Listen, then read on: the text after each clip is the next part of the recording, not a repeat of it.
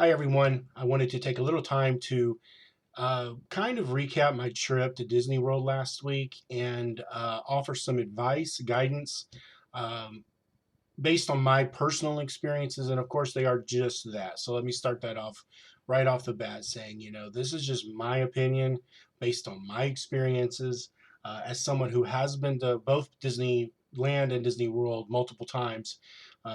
This is just sort of kind of how I felt last week and how I've sort of felt about the parks and the experience. I also want to take a moment here at the beginning to express my complete appreciation for the YouTube vlogging community, especially Michael K., Josh and Jenna at Resort TV One. The guidance that they've provided throughout this entire pandemic, through the close down and then the reopening, has just been invaluable. I took a lot of their advice to heart, and it was extremely beneficial having seen their presentations on how things are going to really help me plan my trip, plan my days even, and go from there. So I certainly encourage everyone to take full advantage of that resource. With that being said, excuse me. So with that being said, um, basically, first of all, let me say I'm extremely glad that we took the trip. 2020 for all of us has been just such a horrible, horrible year. And we just really needed to get away. We had made these reservations last fall, so clearly before everything went completely haywire. But and there was even a moment where I announced I was not going. We were going to cancel the trip, but as it got closer and as the year continued on, we just decided that, for us, we really just needed a break. We needed to get away. What we were seeing on the vlogs seemed to suggest that Disney was really going out of its way to be safe and to be aware of the situation and really taking the steps necessary to keep their patrons healthy and protected during this time. Um, Still, that's a very personal decision. I can tell you there certainly were moments where I was in a crowd, especially once the projections turn on the castle or the projections turn on the Tower of Terror. And then even in some of the ride queues, children are going to run around. They don't see the little stop here lines on the ground. They're running amok. Their parents weren't controlling them, and that's very Disney. That's that's part of the experience. And if you don't like children running around doing their thing, then Disney's not for you anyway. But in this situation, it was a little bit concerning that I'd be standing there and suddenly a child would walk past me and then have to run back, and it it certainly is still part of it. So if you're concerned about people getting close to you, uh, this is definitely not the time to be there. But for us, it was okay. It was a good break, and we were excited to go ahead and do it. The other thing I would say too is that if you are considering a Disney trip and this is your very first time to Walt Disney World, this is not the time to go. And I'll get into this in more detail in a minute, but um, clearly the experience that is being offered now is not the normal Disney experience. It is definitely reduced, diminished, however you want to talk about it. It is not the Disney that most of us who've been there many times know and love. So it's definitely not the same. I mean, I'm not even close. So that's definitely something to consider. But if you have children who've never been, I also would say this is absolutely not the time to go. Because it seemed to me that a lot of the things that were closed down, not being offered, really probably hit children the worst. I mean, a lot of the rides are open and everything, but the things that make Disney so special for children, like meet and greets and some of the treats and some of the parades and the pageants, and I'm going to talk about this more. It's not there, and the little ones really enjoy that. I know when I was a child, those were the things I remember. I mean, I kind of remember the rides, but I remember the parades and things like that. So definitely, I wouldn't take children right now. That's just my opinion. But if you're a Disney veteran and you just want to get away and you have some very targeted, focused things you want to do that are open and available, Yeah, it's a great trip. I mean, that was our situation. You know, we had some very specific things we wanted to do and see. We saw most of them. We didn't see all of them, but I think if that's the trip you're looking to take, where you want to relax, you want to focus on a few key things, then it's the same as it always is. But if you're looking for a much broader experience involving children and a big family group, and people have never been, and this is going to be their first Disney experience, my recommendation would be to hold off. So, getting to the meat of my thoughts, I kind of broke it down. I thought there's three things that really I think are very impactful right now that everyone needs to think about when they go to Disney. And actually, I'm calling them the three F's because they all kind of start with the letter F. And those three things are fireworks, full day, and fast pass. And let me kind of break that down. When I talk about fireworks, obviously, and this is broader than just the fireworks shows, it's just what I would call the complete lack of pageantry. They're trying to make up for it with the cavalcades and some of the more, diminished decorations like the projections on the castle, the projections on Hollywood Studios. But with no parades, no shows at the castle, a lot of the big shows, Fantasmic, Beauty and the Beast, um, are not running right now, and it's noticeable. It's noticeable when you come out of the seas, and Turtle Talk with Crush is not there.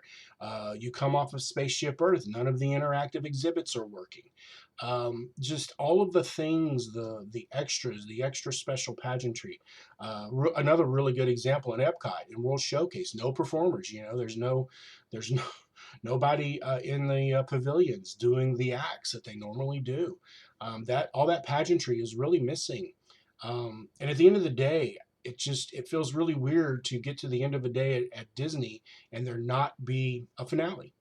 Um, like I said, at the Magic Kingdom, obviously, fireworks, happily ever after. At Hollywood Studios, Fantasmic, the Star Wars Galactic Spectacular, Jingle Bell, Jingle Bam, um, Kingdom. You don't have the Rivers of Light anymore is gone.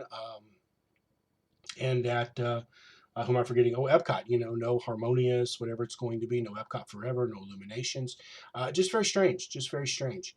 That lack of pageantry is just something that is definitely lacking, and you notice it. You definitely notice it. The cavalcades are okay, but they're brief, and it's just not the same in my opinion. The second F I mentioned was Fast Pass. A lot of people have asked me about crowds and wait times. They're bad. The wait times are bad for they were bad for the big popular rides. Mickey and Minnie's Runaway Railway never got below an hour. Frozen at Epcot never got below an hour. Smuggler's Run, I don't believe it ever got below an hour. Although when I got on it, the wait time was supposedly 55 minutes, and it felt like and it went the whole 55 minutes. Um, they really need to bring back FastPass because this takes such a huge chunk out of your day. As you know, when you wait in a really long line, it just really it takes a big chunk out of the day. And I know that in Disney Pass, that's kind of how it was, and that's why FastPass was actually developed. But until it comes back, I mean, you've got to start making some choices. Do I have 85 minutes to stand in the line for Mickey and Minnie's Runaway Railway? Do I have that kind of time to invest? Because it brings me to the third F, which is the full day. If you're there on a weekday, which is usually what most people do on their vacation to avoid the weekend crowds, the hours are very brief. Hollywood Studios, the day I was there was 10 to 7. So that's a 9-hour day. When you give up 2 hours of that day just standing in line for Smuggler's Run and Mickey and Minnie's Runaway Railway, that's a big chunk of your day that's gone. Especially if you include a sit down meal, which we did. That takes at least an hour, probably a little bit more. And your time really just starts to get gobbled up by these things. Whereas in the past, you could fast pass on to at least a couple of rides, and it would really free up extra time. Same thing at Magic Kingdom. Big Thunder over an hour every day. Splash Mountain was over an hour. Of course, Snow White's Mine Train always it was like 90 minutes on average. So you just you find yourself making choices. Um, And like I said, if you're there for a very specific reason, you have a targeted plan, and there's some things that you want to see very specifically, it's okay. But if you're there and you're like, I'm going to go to Magic Kingdom, I want to do it all, it's just not going to happen. When it's only open from 9 to 7 or 10 to 7 or 10 to 8, you're just not going to have time unless you just, you're just going to have to spend multiple days at some of these parks. And some people want to do that. That's fine. We were there for 5 days. We went to all four parks for one day. We did take a day off, kind of a resort day.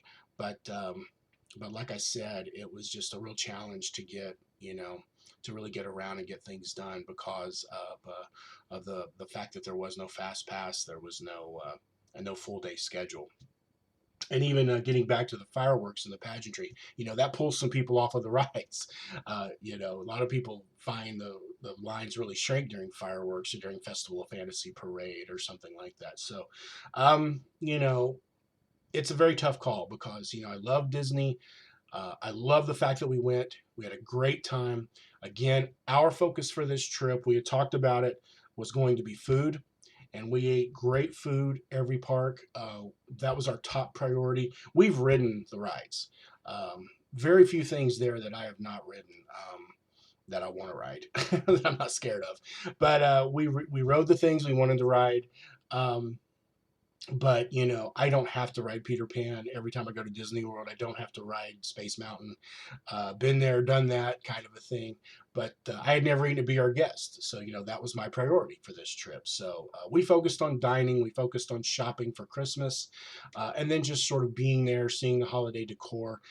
We did ride rides. Don't get me wrong, 3, 4, 5 rides in every park, but we did focus on the ones with the shorter lines. So. It was an interesting trip, but to kind of sum it up, I would say, just to recap, this is not a time for a first timer to go. This is not a time for someone who is concerned about their health to go. Even with the precautions, people are pushing into each other. They're crowded. Uh, when we were there to see the castle projections, it was almost like the fireworks. I mean, everyone was just there, and everyone's wearing a mask. That's true. A lot of hand sanitizing going on, but it's just everyone's very close together. And if you're concerned about it, it's not going to make you feel better. I can tell you that right now. Um, and then, of course, the final thing is just you've got to be prepared that large chunks of your time are going to be eaten up by the fact that there are no fast pass systems running right now. So I would say when those three things come back, when they're running a full day schedule, 9 to 11 p.m., when they're running the fast passes so that you don't have to wait in an hour plus line to ride a ride you're really focused on riding. And when they bring the pageantry back with fireworks and parades and things like that, until all of that comes back, I think it's safe to say you're not going to have the Disney experience that so many of you are used to. But again, if you're looking to have a very relaxed vacation with just some very focused activities, like I said, for me, it was restaurants this time. That was my big focus. Um, and relaxation instead of running around and trying to ride every ride. Still a great time to go. Um, Resort was great. Everything at the resort that we stayed at Pop Century, was a lot of fun. The pools were open. The food court was working really well. It was on a mobile order system, but it worked really well. The food was great. Um, from that perspective, it was a very good, relaxing trip. So, a lot of choices when you're making your plans. Um, I won't go back, I don't believe, during this time. I really want to wait for things to change back to, like I said, my three Fs are up and running. But I certainly wouldn't discourage someone if they've been there before, they're a veteran of Disney, and have some very specific things they want to see and do, and are just looking to relax. Definitely go. But if you're trying to plan a big group and there's some people who've never been, especially children, this is not the trip for them. The final point I want to make too is about the masks. A lot of people talk about it. We all wear them in our daily lives, but it was a challenge. It was a challenge wearing that mask. My mask fell off on some of the rides. We took 100 box of masks of just, the regular kind of paper surgical mask, so we could change them as often as we needed, as they got wet or we sweated or whatever. We did not try to use cloth masks, again, because they would get wet and you have a wet piece of thing on your face.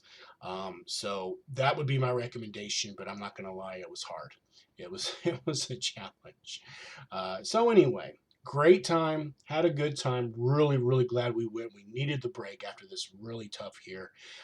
For anyone thinking about going, I would really, really just, focus on what you want to do, and be prepared for those long lines, especially for the really popular and newer attractions.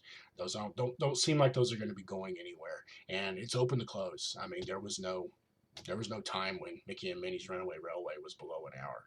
I think it was at 75 minutes at close. So, and that was in a pouring down rain. So be prepared for that. Focus on the food. The food was awesome. I love the food. We ate at several restaurants. Had a great time doing it. This is a really good time for that because they're not crowded in the restaurants, and the food is great. Service is great. So we ate our way around the park. But anyway, that's it. That's all I wanted to say. So again, these are just my 2 cents, one man's opinion. But certainly, if anyone wants to reach out to me, send me a message on Facebook or Instagram. I'll be happy to offer any of my opinions or advice, such as they are. But anyway, thanks a lot, guys, and thanks for all the great comments on all of my reviews, dining reviews, and everything while I was there last week. Have a great day and be safe. Bye bye.